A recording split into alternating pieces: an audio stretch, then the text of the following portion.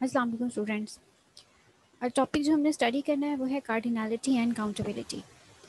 Cardinality को किस तरह से डिफ़ाइन करेंगे? दो अप्रोचेस हैं इसको डिफ़ाइन करने की। वन पेज कंपेयर सेट्स, एक तो सेट के कंपैरिजन से, ठीक है, यानी सेट्स को आपस में कंपेयर करना, या जो कि बाइजेक्शंस के तौर पे भी हो सकता है या इंजेक्शन के तौर पर भी। और दूसरा है विच यूज़ द कार्डिनल नंबर्स, यानी ऐसे सेट जिसमें कार्डिनल नंबर्स हों। कार्डिनल नंबर्स क्या होते हैं? Number of elements in A set, यानी एक सेट के अंदर जितने एलिमेंट्स होंगे वो उसके कार्डिनल नंबर होगा। और कार्डिनल नंबर के साथ जो है हम उस सेट की कार्डिनलिटी को डिफाइन कर सकते हैं। ठीक है, कार्डिनलिटी के लिए जो है हम इस तरह से एक साइन यूज़ करते हैं जैसे मॉड का साइन होता है, और इसके दरमियान हमने जो है वो सेट के एलिमेंट्स को डिफाइन करना होता है।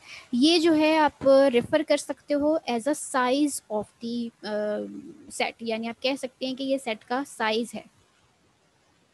Two sets A and B have the same cardinality if and only if there is a one-to-one correspondence from A to B। यानी A से B तक अगर वन टू वन correspondence है, वन टू वन फंक्शन जो है वो है A और B के दरमियान, तो इसका मतलब है A और B की cardinality सेम है। That is there is a function from A to B that is one to one and on to। ठीक है जी।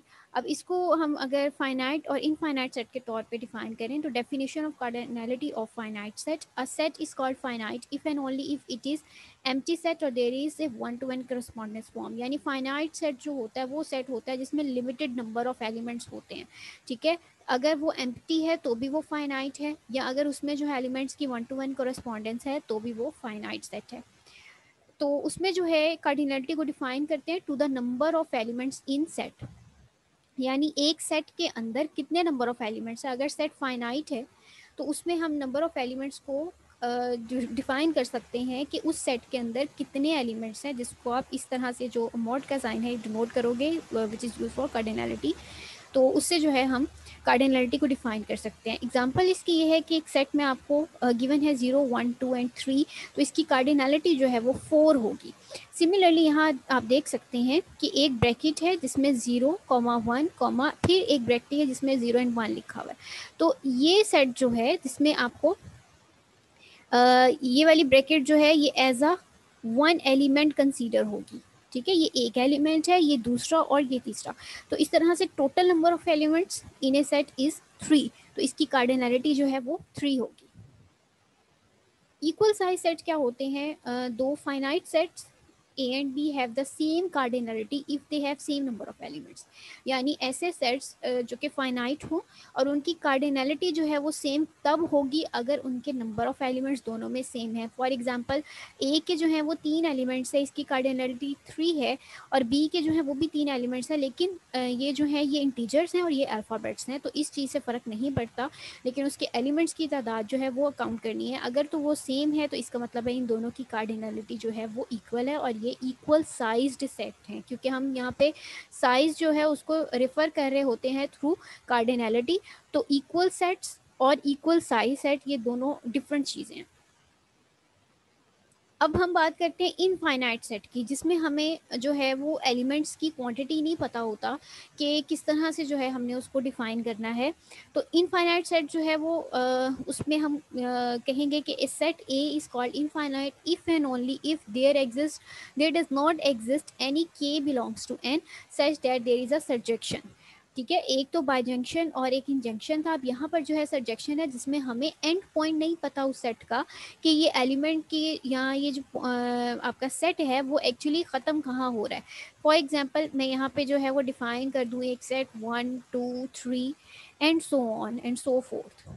यहाँ पर जो है मुझे इसका एंड पॉइंट नहीं पता, तो अगर ये एंड पॉइंट नहीं पता तो इट्स मीन कि ऐसा सेट जो है वो इनफाइनाइट सेट है।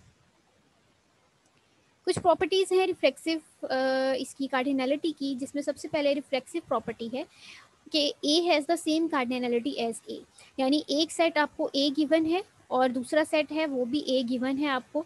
इसमें जो है वो आपको एलिमेंट्स दे दिए जाएं 1 एंड 2 फॉर एग्जांपल, और इसमें जो है वो आपको एलिमेंट्स दे दिए जाएं A एंड B। तो इस तरह से जो है इनकी कार्डिनलिटी इन दोनों की ये सेम होगी, और ये सेट्स जो हैं वो रिफ्लेक्सिव सेट होंगे।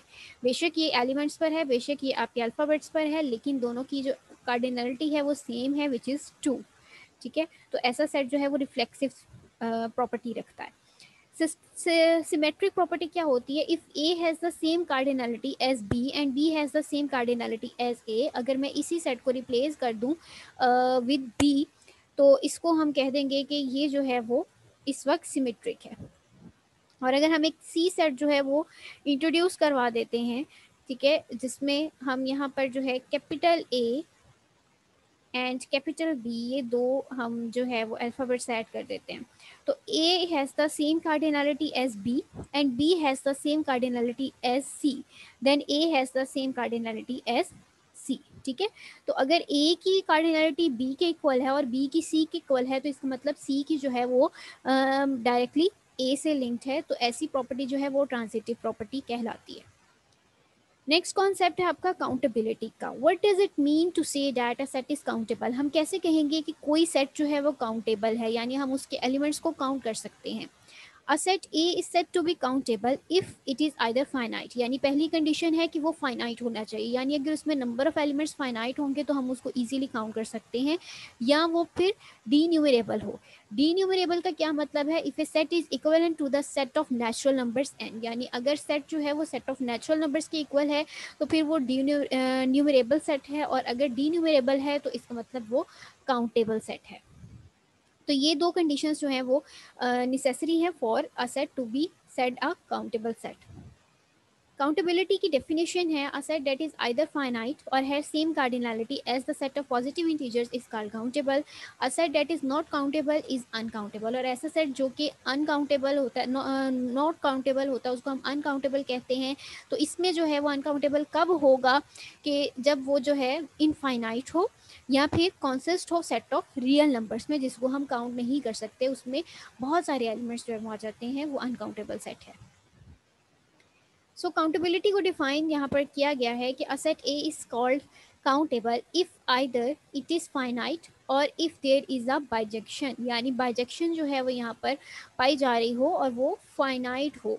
सो we have demonstrated that the sets E and G are both countable, ठीक है जी। और इन यहाँ पर जो है यहाँ पे एन और ए को डिनोट किया गया है।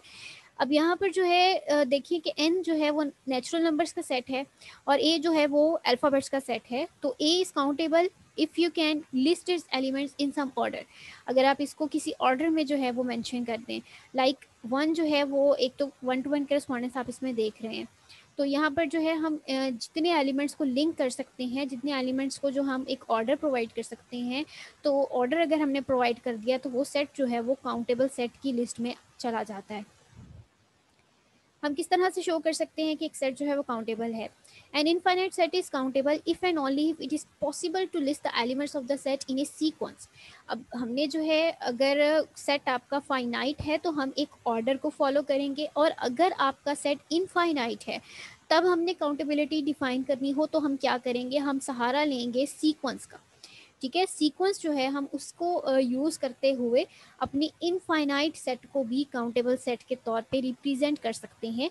The reason for this is that 1 to 1 correspondence of the function from A set of positive integers, यानी एफ से एस तक जो है वो 1 to 1 करस्पॉन्डेंस होनी चाहिए, जिसको आप एक सीक्वेंस के तौर पे जो है रिप्रेजेंट कर सकते हो, like A1 A2 AN, where A1 is equals to F of 1, A2 is equals to F of 2 and AN is equals to F of n and so on and so forth. तो इस तरह से जो है जब एक sequence आप create कर लेंगे तो कोई भी इनफाइनाइट सेट है उसको आप काउंटेबल बना सकते हैं। इसकी कुछ प्रॉपर्टीज़ हैं। Every subset of N is countable, यानी कोई भी सेट ऑफ नेचुरल नंबर्स हो उसका सबसेट ले लिया जाए वो भी काउंटेबल सेट ही होगा। S is countable if and only if cardinality of S is equals to the cardinality of N, less than और equals to the cardinality of N. तो इसका मतलब है कि वो सेट जो है एस वो काउंटेबल सेट है, और any subset of A countable set is countable, यानी अगर एन तो है, ये वही बात हो रही है, अगर एन जो है यहाँ पे काउंटेबल सेट हो तो उसका सबसेट अगर ले लिया जाए तो वो भी काउंटेबल ही होगा। टेक्निक्स है कि हमने काउंटेबिलिटी को किस तरह से रिप्रेजेंट करना है। An interesting and useful fact about countability is that a set N into N is countable. N into N जो है वो काउंटेबल सेट है, इट्स ऑल्सो अ थ्योरम, और ये रिप्रेजेंट करता है रोज इंटू कॉलम्स। जैसे हम मैट्रिक्स फॉर्म एक बनाते हैं, number of rose and number of columns, तो एन क्रॉस एन जो एक सेट होगा वो काउंटेबल सेट होगा। उसकी टेक्निक जो है हम यहाँ देखते हैं कि हम किस तरह से जो है वो शो करेंगे। कंसीडर करना है हमने कोई सेट एन है, उसकी यहाँ पे हम पावर जो है वो ले रहे हैं ग्रेटर देन ज़ीरो, और यानी ये रोज को और ये कॉलम्स को रिप्रेजेंट कर रहा है, whose elements are P Q, where P Q जो है वो belongs to N and greater than zero होनी चाहिए। And arrange now in the following infinite अरे।